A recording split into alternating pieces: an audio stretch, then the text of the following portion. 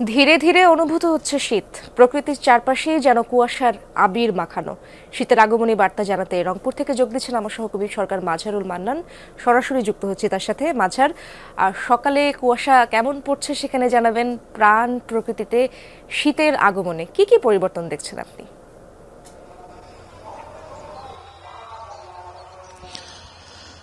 ইসরাত, প্রাণ প্রকৃতিতে বড় ধরনের পরিবর্তন এসেছে এবং শীতের যে আগমনের যে বার্তাগুলো আছে সেই সবগুলো বার্তা কিন্তু অ্যাকোমোডেশন হয়েছে। এবং এরই সাথে সাথে যেটি হয়েছে যে এবারের যে রংপুর অঞ্চলে যে শীতের যে তীব্রতাটা আগের বছরের আজকের দিনের তুলনায় কিন্তু অনেক বেশি।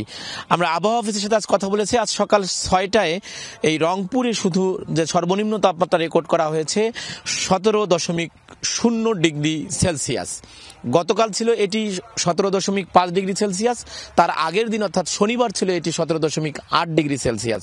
অর্থাৎ প্রতিদিনে কিন্তু শীতের যে পারদ, তাপমাত্রার যে পারদ, সে পারদটি কমছে। এবং আবহাওয়া অফিস যেটি বলছে যে এই আগামী ডিসেম্বর এবং জানুয়ারি মাসে 3টি তীব্র শৈত্যপ্রবাহ এবং তীব্র শীত অনুভূত হবে এই অঞ্চলে।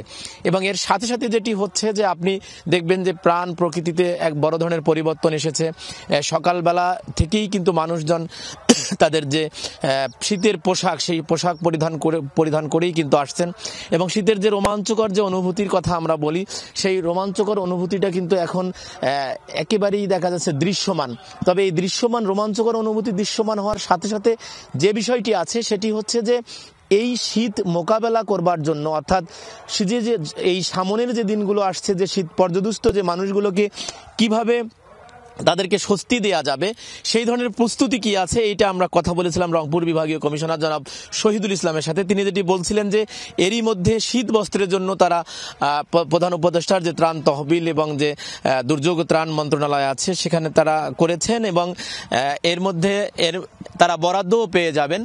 অর্থাৎ শীতের আগাম প্রস্তুতি, শীত মোকাবেলা করবার জন্য যে আগাম প্রস্তুতির যে বিষয়টি আছে সেটি প্রশাসনের পক্ষ থেকে বলা হয়েছে। কিন্তু বিগত দিনে আমরা যেটা দেখেছি যে এটি কিন্তু আগে বলাই হয়েছিল কিন্তু কাজ হচ্ছিল না। ফলে যারা দুস্থ মানুষ, সাধারণ মানুষ, তারা কিন্তু অনেক কষ্টে ছিলেন। এবার যেন সেটি না হয় সেই দাবি কিন্তু এই অঞ্চলের মানুষ তারা জানাচ্ছেন। আচ্ছা, ধন্যবাদ আপনাকে।